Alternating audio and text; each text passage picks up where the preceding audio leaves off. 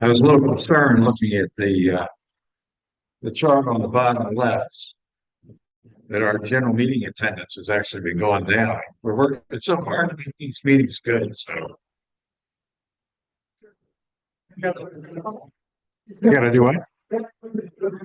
Oh, that's right. Okay.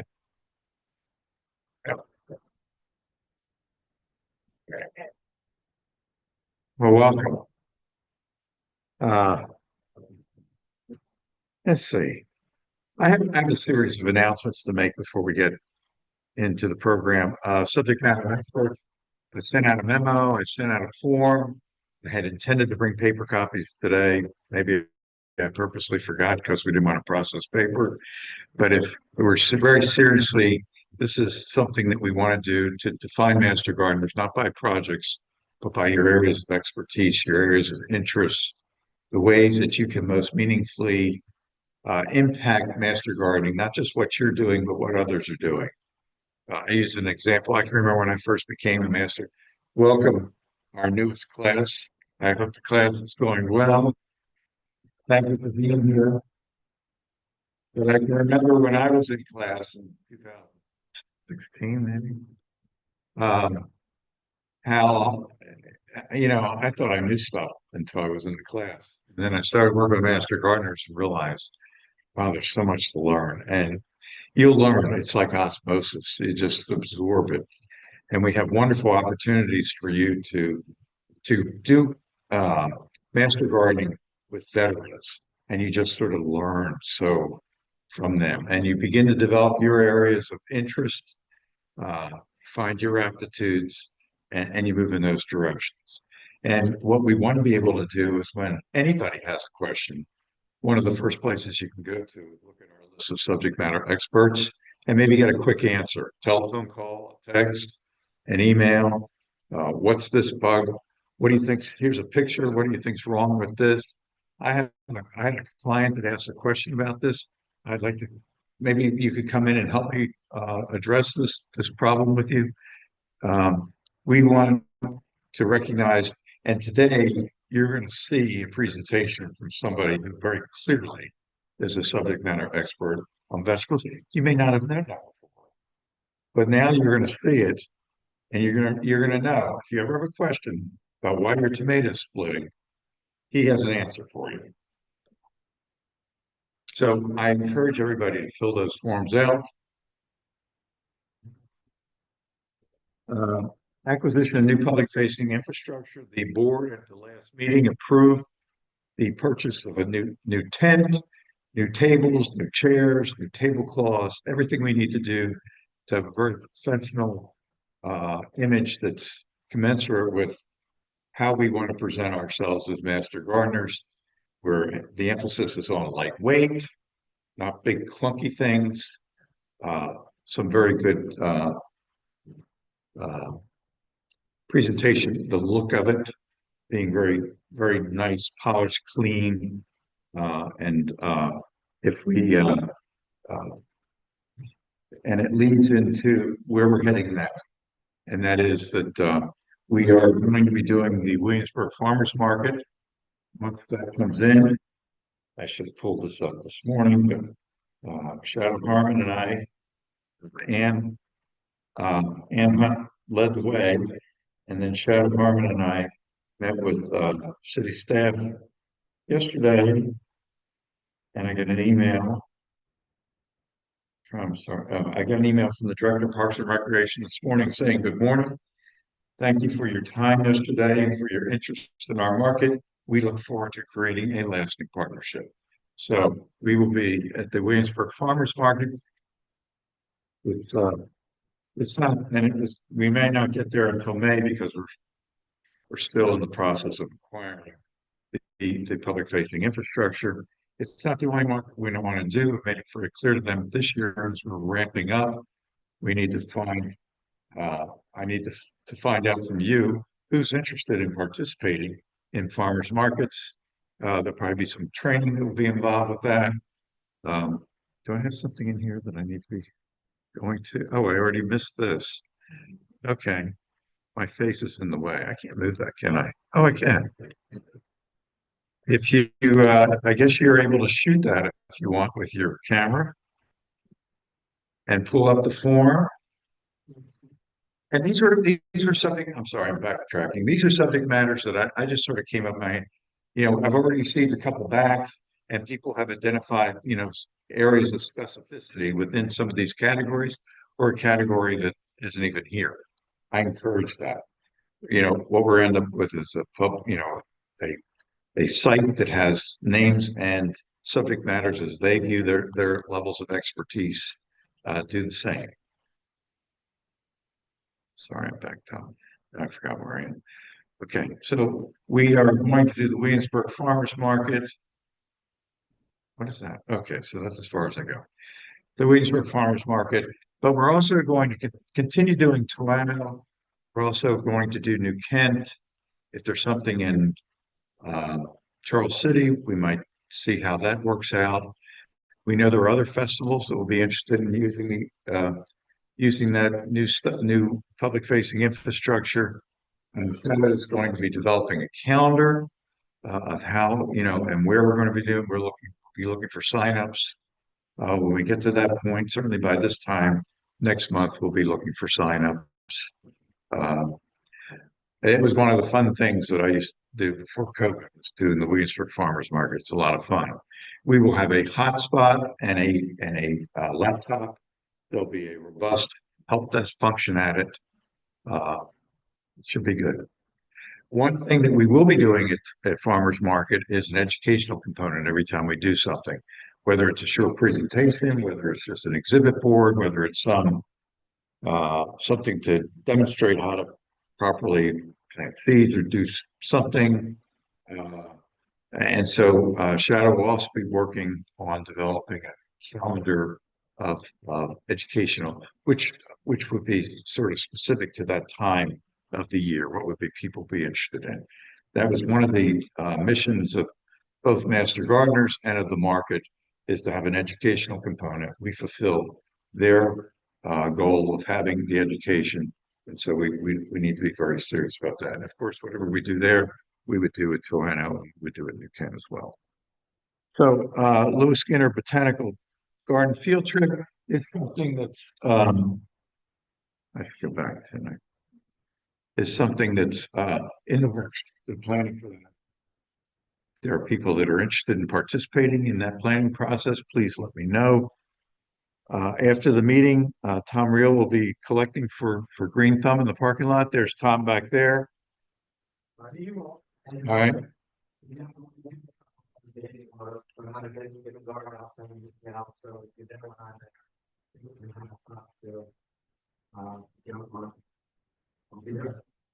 All right, and it's very low and certainly not definite, but there has been interest expressed by an elementary school in New Kent to do a milkweed garden. Uh, we have more and more master gardeners from New Kent. The more activities that we can get up in that area, the better it is. I know one of my classmates from New Kent, actually had two classmates in 2016 from New Kent, are no longer master gardeners. And I suspect one of the reasons for that is they're just so far away. So the more we can do up there, the better. And so that's something that we're also looking at. It may come to fruition this year, it may not, but it's something that we're looking at. I have an interest from a master gardener to do plastic recycling to turn it into benches.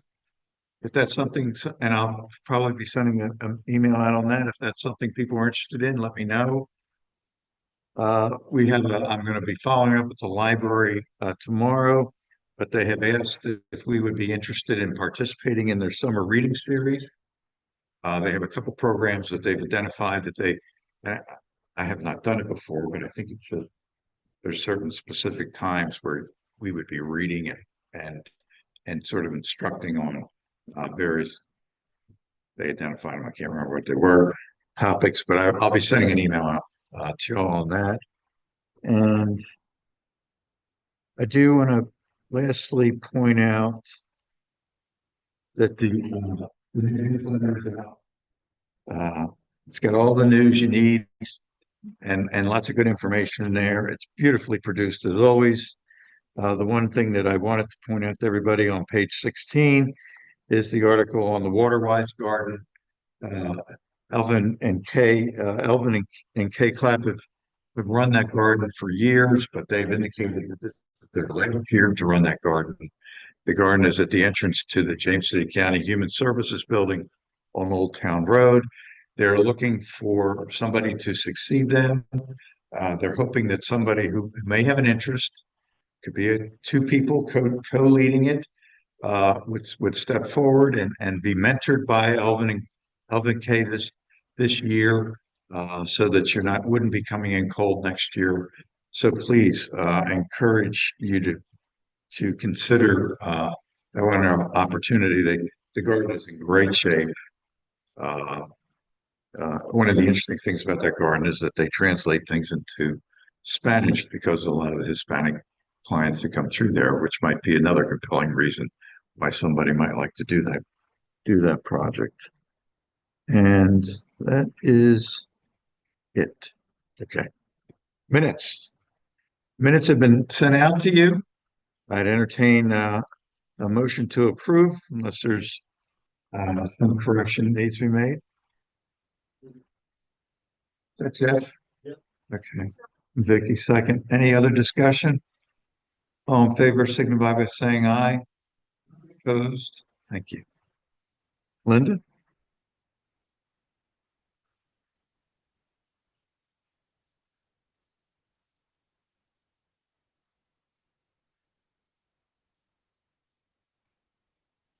Our month's report shows that we brought in about $2,000 for the month of March. It shows also year-to-date total. These are projects that are ongoing and have been active since January. As soon as somebody has activity on their project, it will show up on the report.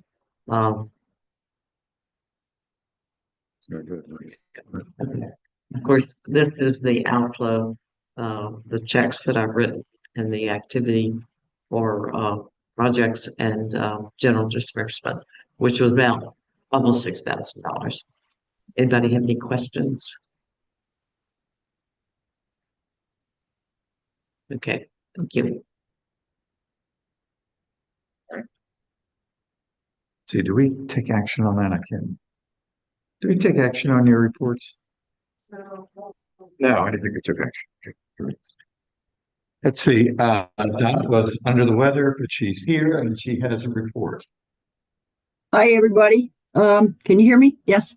I want to thank everybody for their patience this year. It's been a tough year to get everybody in compliance because of the push from VCE. Background checks caught a lot of people off guard, but persistence, meeting the challenge, has brought everybody in compliance. Thanks, Luke. Thanks to Luke for helping many of the members. Two members who participated in Zoom in the March meeting and the lecture for working with youth are unidentified. One is has the name is just T, and the other is who is on today, Samsung SMG 95OU. Please identify yourself to me because you have not gotten credit for the lecture for last month, and that's important. I have. I'm ready. Sorry. Yeah, which was mandatory, so that's very important for them to identify themselves. Yes, please. One is identified just as T, and the other one is Samsung. Blah blah blah blah blah blah. Okay. Anyway, I'm ready to publish the roster today, assuming I can keep awake. I'll post it in a Word document today, and please check for inaccuracies for your own information and email me if there are any corrections. Within a week, I will repost it as a PDF so that it's permanent. A few folks are still in the process of clearing all their credentials. Please get get these problems initiated. Otherwise, you'll be eliminated from the roster. As of today, we have 244 members. The trainees on the roster are noted in light green, but the color will be eliminated once they're graduated. I just wanted to make sure that everybody knows who the new trainees are, so that you can encourage them and provide assistance. Many of them have already signed up to help with the plant sale. Vicki Rockwell Thank you. graciously picked up the pins and certificates from me this morning, as well as a couple of name tags. Please get your awards from her today after the meeting. On a slightly different note, and not to take it too much time from Gary's presentation on the plant sale. The plant sales sign up genius went live yesterday morning. And I sent the link to membership yesterday morning. If you didn't receive an email with the link yesterday, please let me know. Wayne has also posted the link on Better Impact in 2 different places. As of about 10 minutes ago, there are 211 slots in the Sign Up Genius. As of about 10 minutes ago, 89 slots are filled already, which represents a percentage of 42% of those slots are filled up. Apparently, we have some kind of a gremlin who is breaking people's badges. Please let Luke know before the 15th of the month if you need a new badge. He's the one that takes care of letting VCE know about it. And please don't forget to log your hours today. You have CE hour, a CE hour, as well as the MGA meeting. Please put your hours in as soon as you can, because it makes a difference in terms of showing VCE what it is that we're doing. Thank you. Thank you, Diane. Anybody have questions? Questions? Thank you.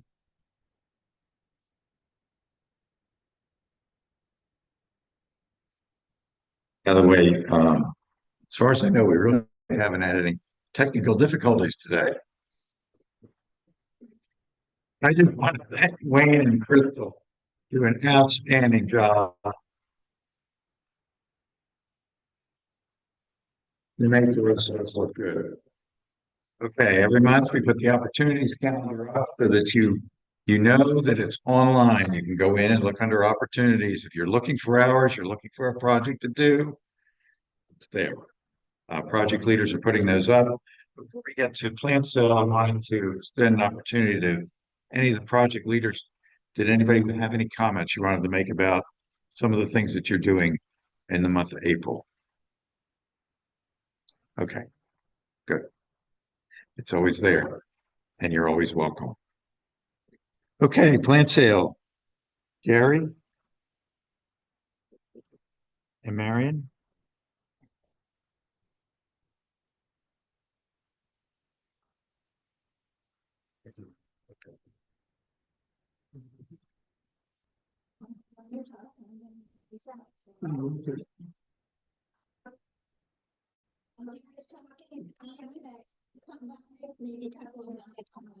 Communication team buddies help me out with this and just give you a couple of these flyers, and that your job right now, it's like, what, I got to work for the plant sale? Your job is to take a couple, and I put one in my car on the back window, so when people drive by they see plant sale. And I also I just dropped off 4 for the library to put in 2 locations. And I have a barber shop I stopped by, and they posted on their board. So just carry them around in your car. I also take a roll of Scotch tape with me just in case, you need to put it up. But I just carry them around in my car and post them when I go in to see my local vendors. And they love doing it. Some of them will tell you, no, we don't. So we're just gonna pass that. Oh, thank you. Nobody does for one. Everyone can come Okay. eventually. Okay, if you haven't heard, we're having a plant sale. The setup is the 9th of May. The sale to the public is a 3-hour blitz sale on Saturday, the 10th of May from 9 to noon. You're all cordially invited either to participate in the setup and sale or coming and purchasing at 10:30 when it'll be open to master gardeners to purchase. You've already learned the information on how to volunteer. It's on Better Impact under quick links or under files. A whole little section that says plant sale 2025, everything you need to know about getting pots. Come see me or Karen. Plant tags will be done before you drop them off on the 9th. The instructions on how to fill these out again is on Better Impact. I also have holders for the pots. So if you've got your own pots, I've got several hundred of those, either in Maddie's or in the back of my car now. So if you don't see pots here, I still have a whole pile of them in my car. See me after the meeting. One thing that we are seriously lacking in the plant sale planning stage is a logistics coordinator, a team leader to lead the logistics. If you're at all interested, please let me know. Even if you're not interested, think about it. I have been doing the prep work, but we do need some folks out there with some bullwhips and tasers to get the tables up and the tents up and all of the stuff that needs to be done to set the site for the sale. This year we weren't able to get chairs, so if you want to sit down, you're going to have to bring your own. That's a heads up. If you've got any questions about the plant sale, specifically with the team leaders, the information is on Better Impact with the Sign Up Genius. Contact them.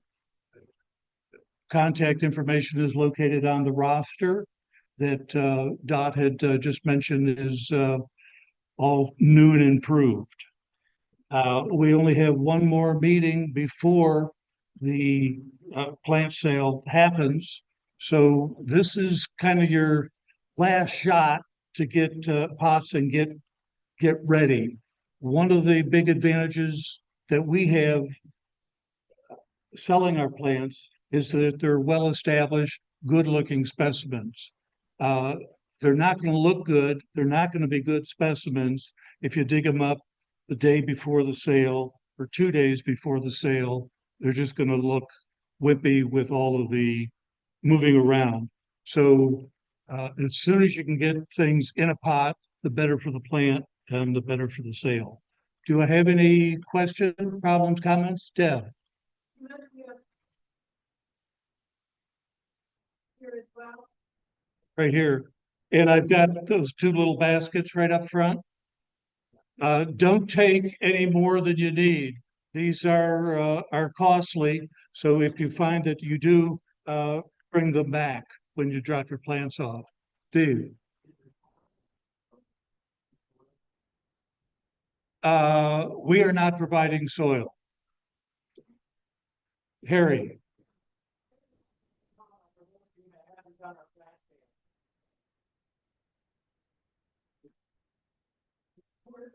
12.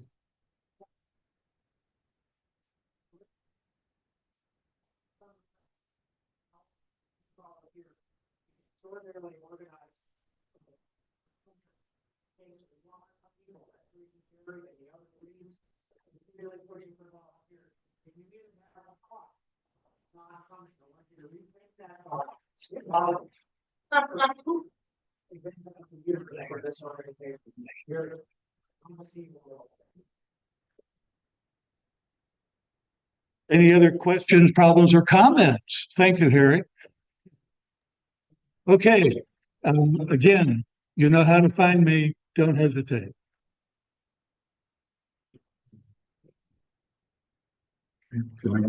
Sheffield has an announcement.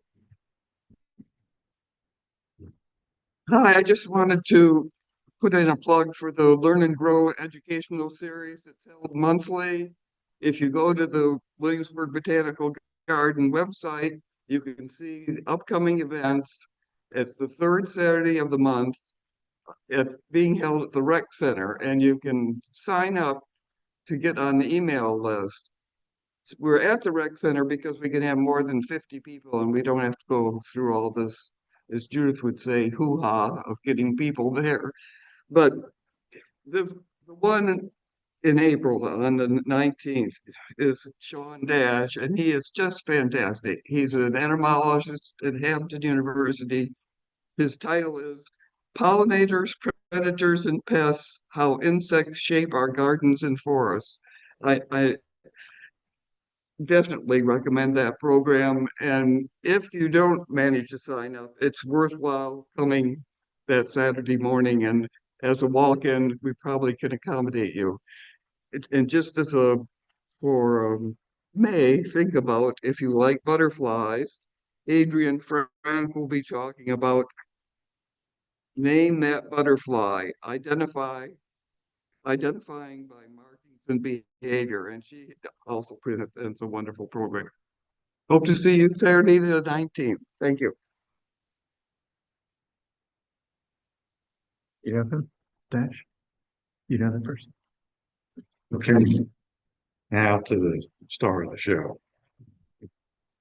So we started out a wonderful presentation program. That was one. I had first saw Scott's Wool's Garden, I don't know, 18 months ago, and was just amazed. Just a beautiful garden. And just the things that he's doing in there. And I said to him at that time, you master gardeners need to see what you're doing. And in the time period that he's done it, just amazing things. And consistent with the VC theme of the year, his garden is just not a pretty garden, but he's producing hundreds of pounds of produce that are donated to House Mercy. So it's a great start to finish story. And so I'm pleased to welcome one of our own, Scott Walls.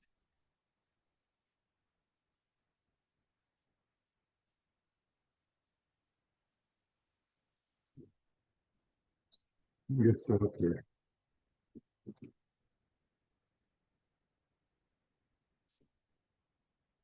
I'm gonna change the I'm gonna change the slide. All right. Well, thank you, everybody, for having me. I tried it. I don't break this. Oh my. He's tall. He's always been tall. And he played for the Penn State basketball team.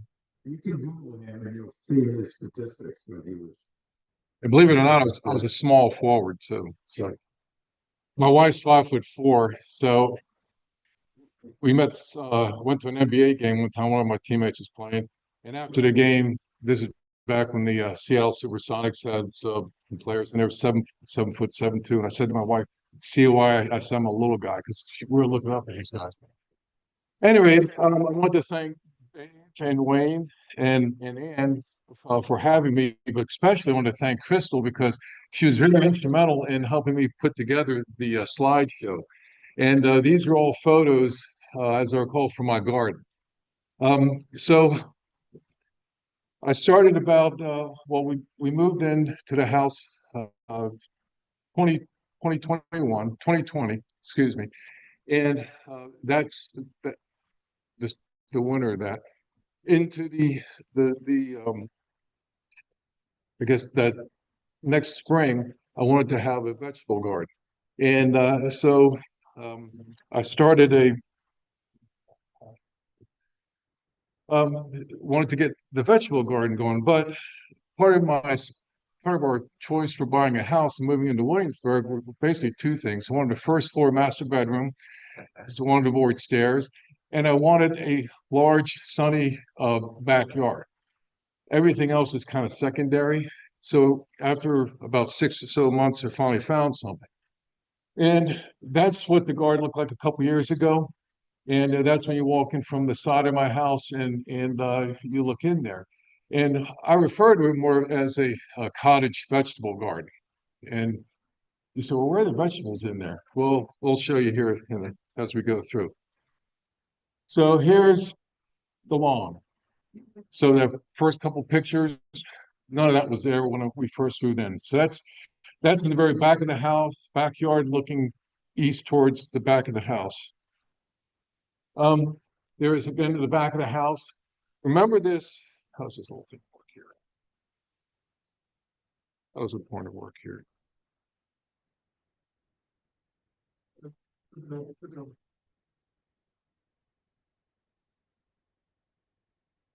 How's this good? Okay. I'll get the pointer working.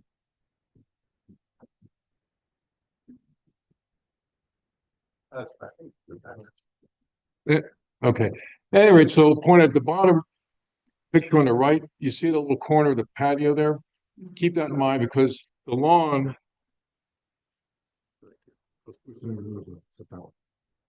So keep a picture. Thank you, Wayne and Chris. So keep that in mind. This is where the shed ended up being. Okay. From the back of the house west, across the lawn, as you see. And Crystal pointed out, you had such a beautiful lawn back there. Well, that was the prior homeowner, so I can't take credit for that, but that's what they had put in. So then change is coming. So this is a little bit down the pike a year or two. That's pickup trucks. I started bringing stuff in, but I couldn't start until the shed was completed because the shed is on the far back side of the house of the lawn, and the construction equipment going back and forth there, stacks of bricks, stacks of materials, and so forth. So I had to stay out of their way. So they finally finished building the shed June of 2021. Okay, June of 2021. You know, well into the summer. So I started. The shed is going to be over in this side. This is out of the picture. So I had killed off.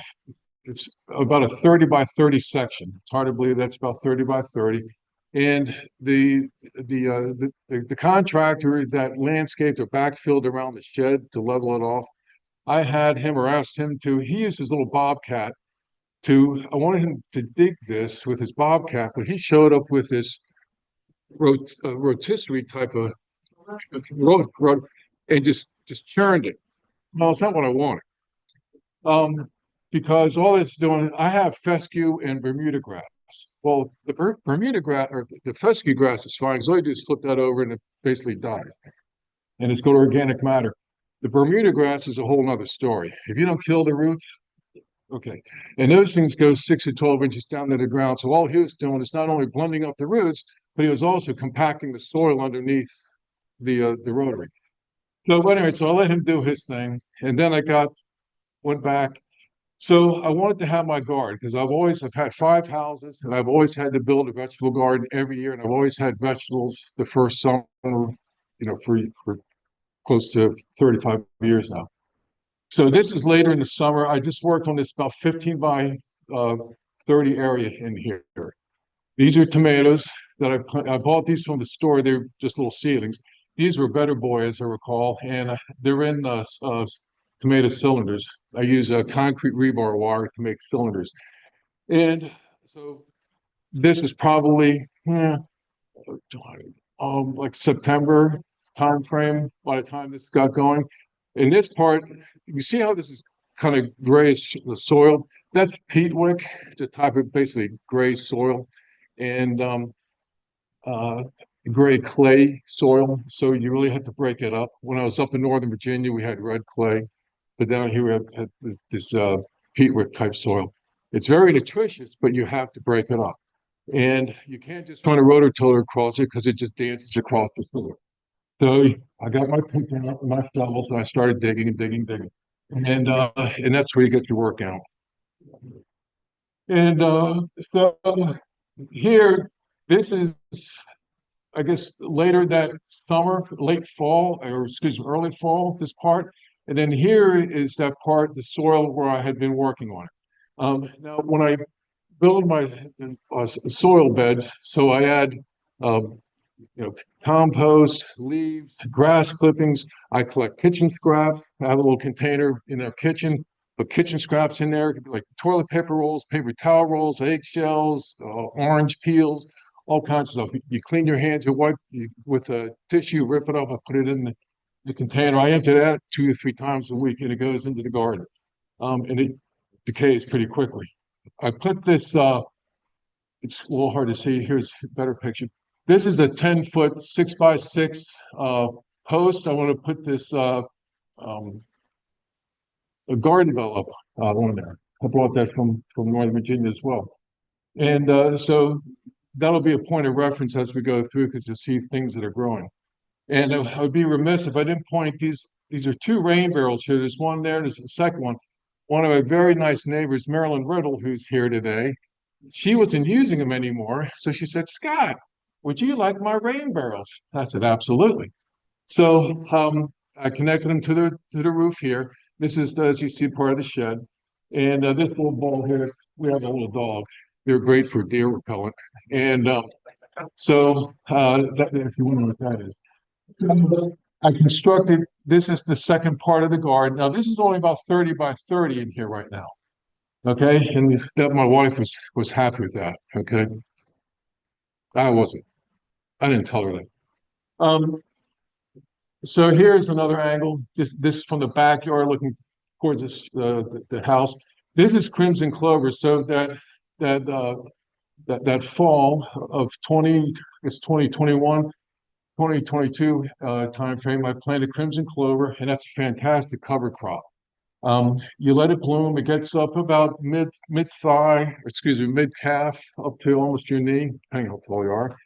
And it's getting this wonderful blooms on it. And if you go out there and a nice day, it was just loaded with honeybees. And you could just hear the humming. Wow, and just going all over the place. And so why do I grow that? Well, I wanted to improve my soil. Again, I had this peat wick. The roots are providing nitrogen for the soil. They're also breaking up the soil. Remember, that just had Dr. Fox showed the long roots. These roots of these crimson clover go much deeper than the long roots did. Then I also collected leaves. The question is about leaves. This, between these 2 bins here, that's just over 100 bags of leaves in those 2 bins. And what I do is I run them mostly through a shredder, and I have concrete rebar wire around these 2 bins. And I think they remind me of like Abraham Lincoln's stovepipe hat. So I have build the concrete rebar wire, and I load it with the leaves. And I also add organic matter, other organic matter, grass clippings. Depending on the time of year, I'll add grass clippings to it. Healthy plant debris, if it's green, I add it in there. I'll mix some Alaska fish fertilizer because that's nitrogen. So if a lot of the brown is carbon, so if I need to add nitrogen, I have to start mixing some nitrogen in, and I also wet it a little bit, and I'm kind of layering it in there. This little picture in here, when I cut down my crimson clover that I showed a slide or 2 ago, I weed whack it, cut it down just before it starts to, the blooms start to fade. I weed whack it, and I leave it on the soil surface as a biomass. And within about a couple of weeks, it browns. And if you see in here where these little stakes are, it's where I have tomatoes and peppers planted in there. And that serves as a fantastic mulch, holds in nutrients. The roots that were in the ground, they start decaying, and they're providing the nitrogen into the soil, feeding the micronutrients and all those kinds of things. Little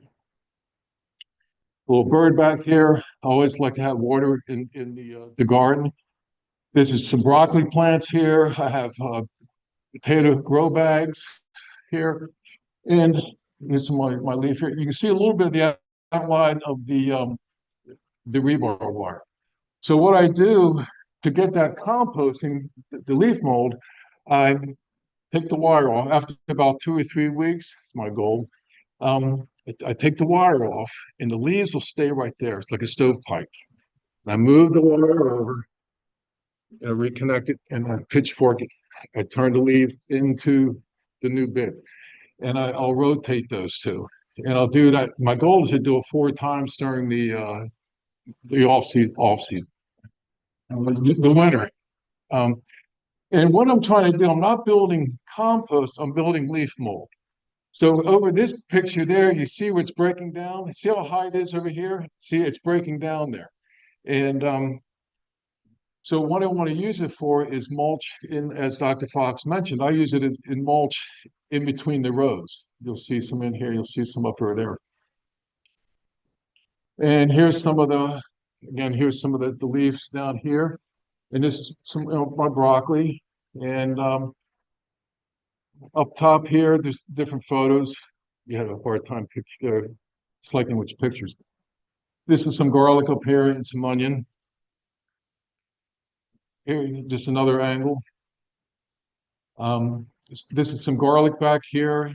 The garlic is planted in typically around Halloween, late October, early November, and that'll winter over, and that's getting close to being pulled. This is some onion up here. This is clary sage. And I have flowers in here, different flowers. This is some broccoli in here. So my goal was the left side is going to be primarily vegetables, and then the right side primarily vegetables. And the middle through here is going to be flowers, and I'm going to have flowers around the back and so forth. And I also have some herbs in there. There's rosemary there and some other stuff. And then another area I expanded, added quite a bit to I built an herb garden as well. This is some of my sunflowers. These, the mammoth variety, they go even taller. These get to about 12 to 15 feet tall. I had them growing across the back of the garden, and I have different varieties. So these get, like I said, 12 to 15 feet tall. You have to stake them. So when they start to grow up, I use concrete rebar, and I'll drive some in the ground, and I put some twine around it just to help protect them, because when you get those thunderstorms and so forth in the afternoons, those, once they get tall, they really start to sway. And if you have them staked up, I've been very successful in keeping them from toppling over.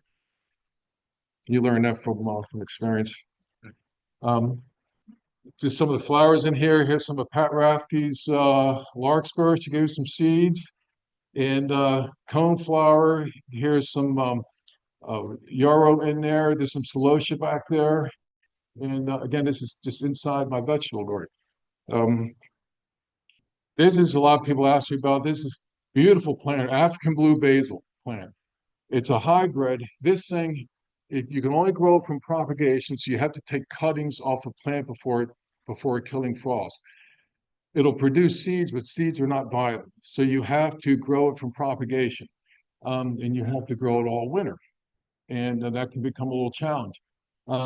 But I grow primarily for the pollinators. It's completely edible, but it's a fantastic pollinator. That plant will get 3 to 4 feet in diameter and about 3 feet high. And it'll just be loaded with pollinators, all kinds, bees, wasps, flies, butterflies, moths, so forth. Here's some melpodium, and once you have the melpodium, you have it. It self-sows. Imagine read them down here and so forth. This is some moon vine here that's growing up an arbor. Here's another picture of the African blue basil plant here. Now, again, this is a vegetable garden. Okay. So I don't have any problems with pollination, and it can actually be quite nice just to sit and watch all the life going on back there. I started expanding my garden. I would do this when my wife wasn't around. What are we going to do with all this? Who's going to take care of it? So these are a lot of winter annuals and so forth. I put in this sidewalk when we put up the we had the shed constructed, they had leftover bricks. So they were gonna get rid of the bricks. I said, no, no, no, no, no, leave the bricks. So this is that little corner of the patio there. Well, if you recall from the beginning. So this sidewalk goes over, you'll see at the end there, I put a weather vane up top of the shed. Right there is a heron. So I cut that out and put the heron in there. Here's added different flowers and so forth. You can see a lot of pansies, and there's Dame's rocket in there, that invasive Dame's rocket, which I love. Larkspur, snapdragons, and so forth. Back here is a bay laurel. This past winter, when I saw the temperatures when I get down into the 20s, I wrapped that about 4 or 5 times and covered it with cloth and wrapped it all up. And I was very nervous about it because I'd only planted that earlier that summer. So I don't know how well the roots had established. And the plant was healthy going into the winter. So when I went to unwrap it in late winter, early spring, I could hear a little bit of crinkling. So, so I got off. So some of the outer layer leaves were dead, but all the interior was still alive and green. So it made it through the winter. So it's doing fine. Here's a picture from, what are you seeing here? Okay, so part of tomato cylinder is grown, but you see there's a swallowtail there, there's a monarch, and here's a towhee that's looking at something. And again, this is my vegetable garden. So you plant the stuff, like I say, if you plant it, they will come. You don't have to worry. How are you going to get your stuff pollinated? I don't have problem with pollination, fortunately. And just the wildlife out there is spectacular. This is a beautiful plant. It's a pineapple sage. It's into my 3rd year now. We're in the border where it can be a perennial, but if we get some really cold winters, it can die off. It made it through this past winter, fortunately, because I see some little bit of growth coming up. Susan Miller, does that look familiar? Susan Miller is one of my neighbors. Got some of that from her. Chrysanthemums. Again, this is part of my border. There's a little angel head there. When Dave first came by about 18 months ago on this bluebird house, and we have like 2 or 3 clutches of bluebirds in their season, there was a little monarch chrysalis right there. Dave said, "Is that a chrysalis?" I said, "Yeah, it's a chrysalis one there." And later we had the monarch, hatched. It's amazing how Mother Nature wraps. It's like they don't. If I go on a vacation, how am I gonna get all these clothes in my suitcase? I need to have Mother Nature pack my suitcase. It's amazing what comes out of that chrysalis, how big it is, and how spectacular it is. Okay, I got an itch. I can't, like my wife says, don't you ever sit down. And so here I did. I sprayed a bunch of glyphosate. I don't use it very often, but when I want to kill Bermuda grass, that's what I do. So this is kind of boomeranged. You can see the patio over here. So this boomeranged around the side and up the front. So this is going up the front of the garden. There's the little angel again. And so again, I had to dig that, pick it, dig it, all that kind of stuff. That's where you get your workout. And this was during the fall. You can get some hot and humid days, and that was a little bit of workout.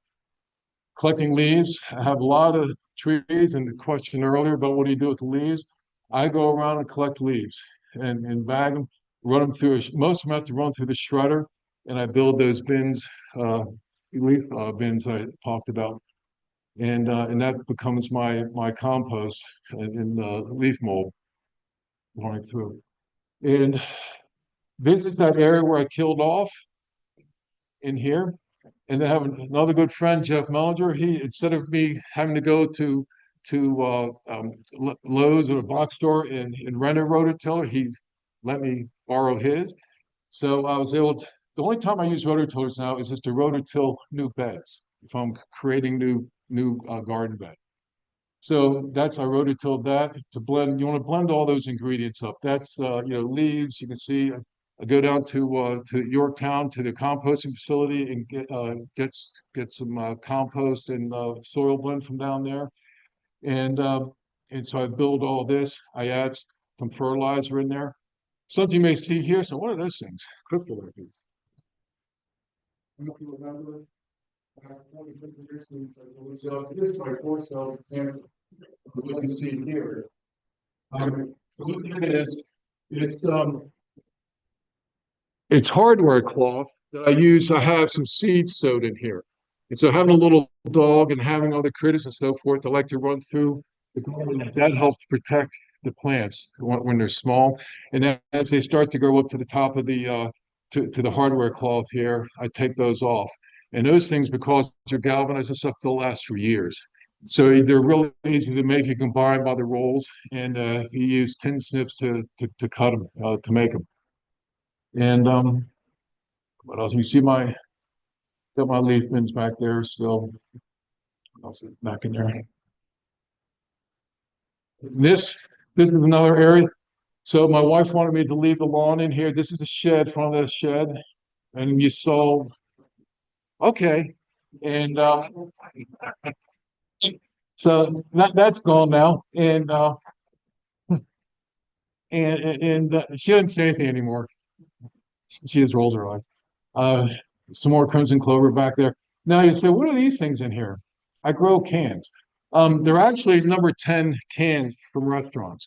So if you, and I started doing this myself. I would buy small plants, typically like broccoli or cauliflower, sometimes lettuce and the romaine lettuce, and they'd get knocked over, they'd get broken, crows would pull them out, squirrels would dig out them, and so forth. So I had an epiphany one night.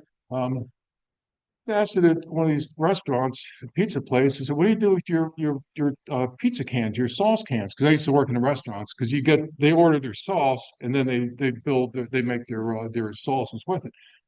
So we throw them out. Oh, okay. So I told him I'm another gardener. So can I get some of your cans? I said, sure. So do you want the boxes with them? So absolutely. So they cleaned them off. So they have them in boxes. Come back next week. So I went back and got a couple dozen boxes. And there's 6 cans in each box. And so I had to cut the bottoms off. So just one top. So I cut the bottoms off. So what I do is when I plant plants in, I just put the can over top, and that'll protect the plant. And then as the plant's growing up through it, you can just very easily slide it off. And by that time, the plant's strong enough and sturdy enough, and my dog's not going to run through it. He either jumps well over it or goes around. And sometimes I've actually forgotten to take the cans off, and the plants still do fine. They just grow up through it. And those cans will last you 5, 6, 7 years before you may start to replace them. Those are just some more potato grow bags. There is part of some of the hardscapes, the sidewalk I put in. There's a little swale through here, so that's why you see this dip. This is Linaria. This is also referred to as money plant, and that gets a beautiful magenta bloom. This is over here in the sidewalk behind my house. The patio is up here. So this is the sidewalk leading over to the patio. This is where I started to put in more garden. This is a herb garden that I started. Well, now that the lawn, this much of the lawn, now that's all gone now. I've expanded this 3 times. Yes. And my daughter says, well, one of my daughters says, why don't you get rid of the lawn? So, yeah. Anyway, so, and this brown stuff here, that's Bermuda grass. So you got the fescue, you got the Bermuda grass, and that's all starting to green up now. So here's looking back. This is from my deck. Get a little better angle of the vegetable garden. So you see that this is that patio corner. Remember what it looked like in the beginning? It's all grass and so forth, no shed. Here are my sunflowers back here. African blue basil. This is in here. This is cucumbers growing up.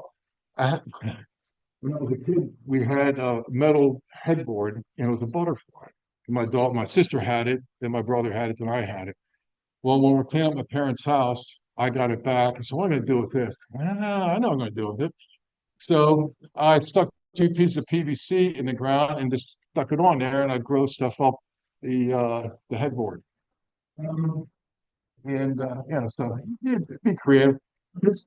This is my little highly technical rain gauge right there. It's a little bucket, little pot. It works perfectly. My wife is going to throw it out because the stuff was peeling off the inside. So nope, I got a use for that. These are okra plants here. So again, where's the bell? There's the bell right there. Now the bell, that's on the top of a 7-foot post. Okay, that's the bell right there. And now I have a native honeysuckle growing up the bell. This is some tomato plants over here. This is a cool plant. About 3 years ago, I was in one of the box stores and came across this African blue, or this, excuse me, cardinal basil. So I've never seen this before. So I took it home and stowed the seeds, started from seed inside. And this is what it looks like. And so it's blooming, and this blooms in late summer into the fall. And it's absolutely delicious. It's basil downy mildew resistant. It's very hardy. It tastes very much similar to Genovese, which you use for growing for eating. And I highly recommend it. Now I've only been able to find it the seeds online. I have not seen the seeds in the stores since then. I also grow some large leaf basil back there as well. A little bit. This is the side of my herb bed that's going back that sidewalk I mentioned. Solarization versus occultation. This is the west side of my shed, like the back side of my shed. Anybody know what occultation is versus solarization? Well, they're very similar. Okay. Solarization, you're basically using clear plastic. And what you do is, if you're interested in, so you have an area, like in this case, lawn, down here at the lawn, and instead of killing it with spray and so forth, you cover it with solarization, you cover it with clear, you notice as short as you can, and you can wet it, and then you cover it with clear plastic. And you weigh the plastic down. And the idea is the sunlight will heat up the soil. Any seeds and so forth that are under there will germinate. The roots will grow. But if you do it during the summer, it'll get between 100 and 115 degrees underneath there. It'll kill the plant life, the seeds and so forth. It can also, kill the pathogens and so forth in the soil. I don't worry about the worms. I figure the worms, they know it's getting warm, so they crawl away. They'll look great. Okay. The other downside of solarization is that the clear plastic tends to decay much quicker. It'll crack up, and when you still want the soil to be covered, so you may have to replace it. So, and I've learned that from experience too. So I had some of this black plastic, so I'm going to use black plastic. So that's what occulation is. It's using a dark or opaque color covering. So the difference basically is you still do the same process, but the soil only gets to about 80 underneath, gets about 85 to 100 degrees. So it doesn't get quite as hot. It takes longer to kill the grass and roots and so forth, but it works. So I did this during the summer, knowing I wanted to expand my garden again in the fall. So I did this during the summer. So with the high heat and so forth, it worked quite well. So when I took the cover off, this is what it looked like. And see the dead plant matter.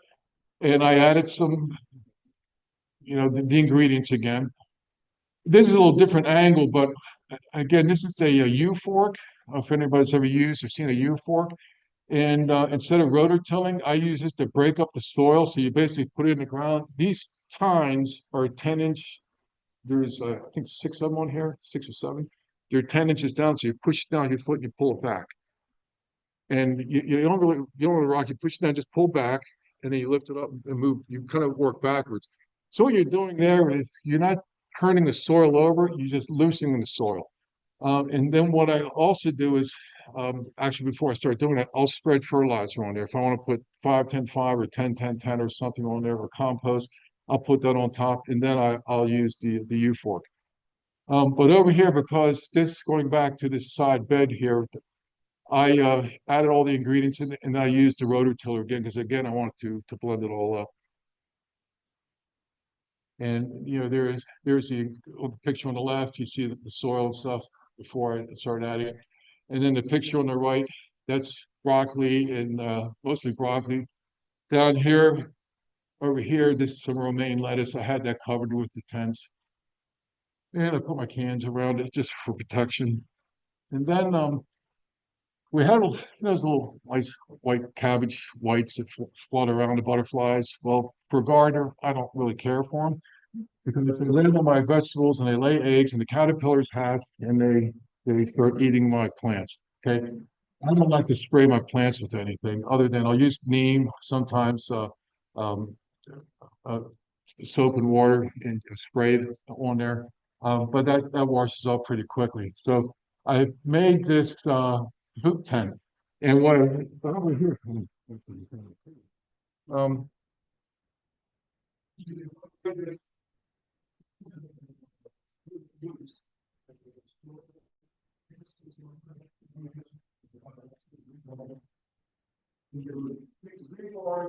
then you can make a clip. I can say you cut a section out. These become little clips. Look at those later. Those little clips I use. So this is a row cover. So these clips are on here. They're on here, and that holds the cover on. And the nice thing is you're familiar with row covers. Sunlight goes through, water, rain goes through, and so forth. So when I pulled the cover back, this is what the plants look like underneath after a number of weeks. And there's some, broccoli. This is again in the fall. And there's some other pictures. Something's making noise here. Some other photos there. More of my garden here. Here's some, this is some onion here, some garlic over here, spinach. I have another Maryland Riddle story. So I asked Marilyn, what vegetable you like? Oh, I love mustard greens. So here's some mustard greens. So I planted them there in the front. So I told Marilyn, I said, hey, Marilyn, your mustard's ready. So she comes up and, a couple days later, she has a little stool and sits down and she has her bag. She has scissors now. And she just cuts her right across like she's a barber. Zip, zip, zip, zip, zip.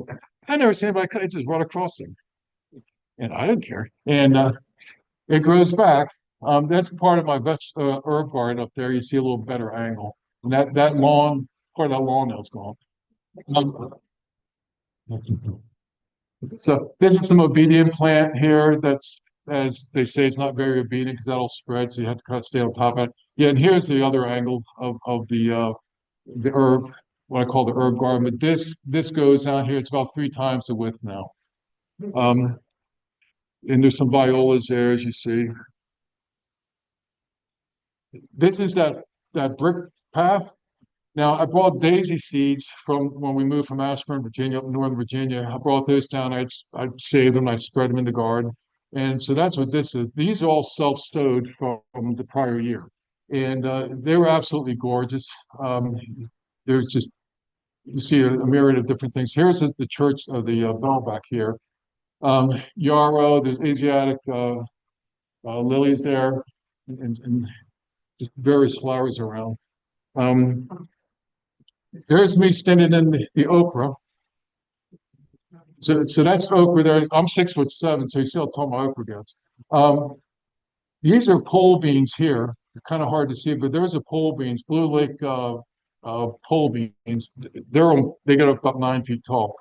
And this is the okra blooms. Okra is very pretty blooms in the hibiscus family. So these are the little okra fruit coming. And see some flowers down here. So I have flowers within the garden as well. And Crystal mentioned to me, she put this picture in. So I volunteered down at the nursery, the CW nursery, and I asked them down there, I said, I was giving them the larger okra fruit because once okra starts to produce, you got to get out there like every day or every other day because it takes off. And so I got tired of picking it. And so I asked down at the nursery, said, if I just let these taller stalks, which are kind of up top here, if I just let them grow because they're getting okra up there, plus it's starting to get hard to reach. So would you all use them? I said, sure. So that's what those are. And Crystal said she saw them at one of the farmers markets recently. They're selling one of these for $6 a piece. One of them. And that's just some of what I had. And so I like to grow different things. Like, what's that? You might recognize what that is. This is tobacco. Tobacco has very pretty blooms. And so I dry it. That's inside my shed. And here's some of the blooms here. The hummingbirds love the blooms. And here's the tobacco hornworm. Anybody know the difference between a tobacco hornworm and a tomato hornworm? Well, that's a tobacco hornworm. Tobacco hornworm has a red tail and 7 vertical lines. A tomato hornworm will have a black horn and they have 8 chevrons. So they're basically like V's. They both do the same damage. Okay. So it really doesn't matter, but just for kind of the nerdy side of me, so I pulled them. That's a tobacco leaf. So, well, why I grow tobacco? I like to grow for fun. For something I'm also going to experiment with. I talked to the farmer, Ed Schultz over at the CW farm garden by the windmill. And they used to use, when he was a kid, he used to use tobacco to make a insecticide. So I'm going to experiment with that as an insecticide. You dry some tobacco leaves, you put it in water, and you let it turn into a tea, and you can put it in a spray bottle. You can spray your plants with it. I don't know if it's in the VCE book yet, but anyway, so I'm going to experiment with that. That's for like the cabbage worms and so forth that I like to eat my plants. You know, so this is, again, I took all these pictures. This is some of the produce out of my garden. Broccoli, you see cauliflower, beets.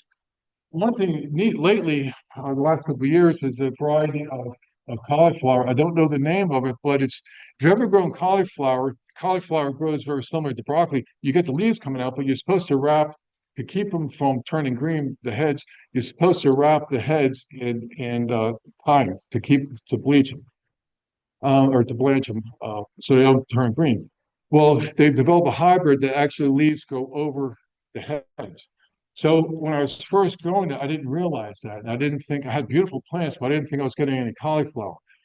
Until one day I actually saw a little piece of cauliflower head peeking through, and I was so elated because when you peel back this branch, or leaf, it kind of cracks, so you break it. I was very elated to have some nice cauliflower. Something you do to my grandsons. So going back to why I grow potatoes, well, fresh potatoes are delicious. I think they're cheap at the store, but they're delicious. But a nice project or fun thing to do with school kids or grandchildren and so forth. So we grow potatoes in the grow bags. And when it comes time to harvest them, I dump them in the wheelbarrow and I let them pick through it. And they have a blast doing it. And we started again already. So there was some Yukon Gold and some Adirondack Blue potatoes there, and that came out of that grow bag. There's some more potatoes. That's a softball just for dimension. People that know me know I love to grow garlic. I typically grow 200 to 200 garlic bulbs a season, and this is just some of them here.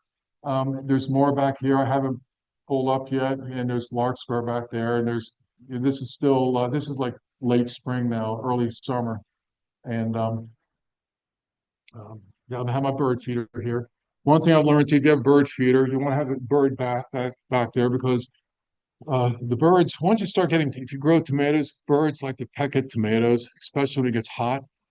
So I've had some success with if you keep your bird bath full of water during the summer when it's hot, they tend to go to the water versus your tomatoes because they'll peck at the tomatoes. There's some of I don't know what happened. There's always a runt in the litter, and there's my runt.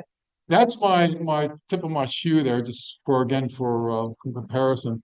That's some of the broccoli. I grow anywhere from like 24 to 32 or so broccoli heads. In this broccoli, when you grow broccoli, you get the main head, which is basically a bunch of flowers. If that goes to bloom, there are a bunch of little yellow blooms. But you cut the main head, and about the next 2 weeks, 2, 3, 4 weeks, you'll get a bunch of side shoots, and they're all edible. You cut those, and they're delicious as well. This is just some of the stuff from my garden. Some beets, serrano peppers on the left. Some of my garlic, some more beets, potatoes. This is stuff that goes to House of Mercy. There's a little bit of cucumbers up there. Um, there's more pictures, this stuff. More. So in 2000, I want to do the whole history. So in 2023, I donate 764 pounds to House of Mercy. They weigh it all too, and I get receipts. And then last year was 614 pounds. For me, it was a harder season last year, growing season, because it was hotter at times and so forth, and had a lot of tomatoes splitting and so forth, versus the prior season. So hopefully this year I'll be able to do a little better. And they definitely need food up there with the economy being what it's doing.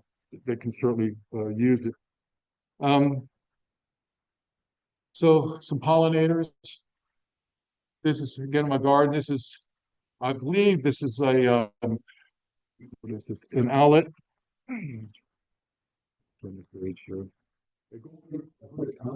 It's a moth. There's all kinds of pictures I've taken, and it's kind of fascinating. So I had to select. This is my fennel. This is swallowtails. Now here you see the mallard, right? They would come flying in. See, he's quite the gentleman because he allows his hen over here to feed first. And he would always, when they came in, the hen always fed first. And he would look around, he'd stretch his neck looking around. And I'd take pictures and say, that's as close as I'm getting. And they were happy. And so that those daisies by my sidewalk earlier you saw, here they are feeding goldfinch. This is some of celosia. Celosia has 3 different types of blooms. So you got the coxcomb, the bloom, and wheat type blooms, which you can see them back here. This is a cucumber bee. Swallowtail. This picture on the left, that's actually a honeybee. That was on a wallflower that was taken this past December. So the bees are actually out. We had some nice days, and they actually, coming out.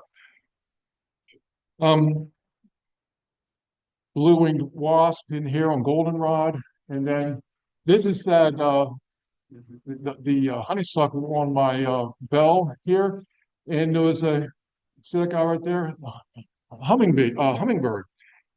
So I was out there watering. I said, "Wait a second." So I pulled my phone. I was talking to him. "Wait a second, don't move." And so I took a picture of him, and he just buzzed right there, and that's how I got that picture. So butterflies, they'll build their chrysalises all over the place, as you see here. And at one point, I counted 2 summers ago. You can see some up top there, and I counted 30 or some chrysalises. They were just all over the place. They were on my hose reels, and so I had to leave my hose laid out because I couldn't reel my hose up. They're on sides of pots and so forth, up top of door frames. Was it American painted lady, American lady butterfly? Here's a little bit of hanky-panky in the garden. So there's the male monarch on top of the female. And you see the little female, and I didn't notice it at first until I see some thrashing on the leaf mold. This is milkweed here, going up here. And I saw this over the course of several weeks. They were doing their thing. So I finally had a camera or phone with me. I took pictures. And garden spider, it's also known as a zigzag spider because it is webbing down here. These things will get 2 to 3 inches in diameter. They're pretty cool. That's cardinal there, part of my herb garden. And so I wanted to build something up. So I had a very good friend that I worked with for nearly 40 years with Department of about 35 years, the Department of Agriculture. He lived out in Kansas, so I rented a minivan, drove out to Kansas. He's a fantastic carpenter, so we built this this arbor in his garage. That's a red cedar, and brought it back here. It's 8 feet tall, 8 feet by 6 feet, And again, Jeff Mellinger helped me put it up. I numbered the pieces, but when you get back and put it back, you know which number goes where. And plus you need to pick it up. So you pick it up, put it there. That's that moon vine. This is pole beans here. This is supposed to be a path. So this is the left side of the vegetable gardens, I told you earlier. Then over here is like the right side.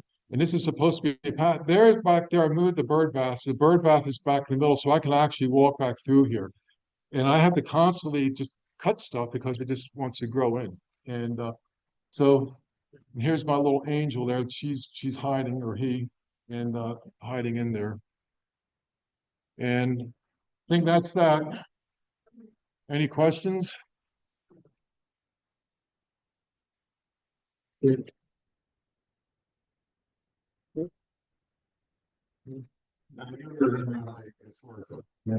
Sorry for too long. And Scott will be here if you have questions. You're gonna in a bit.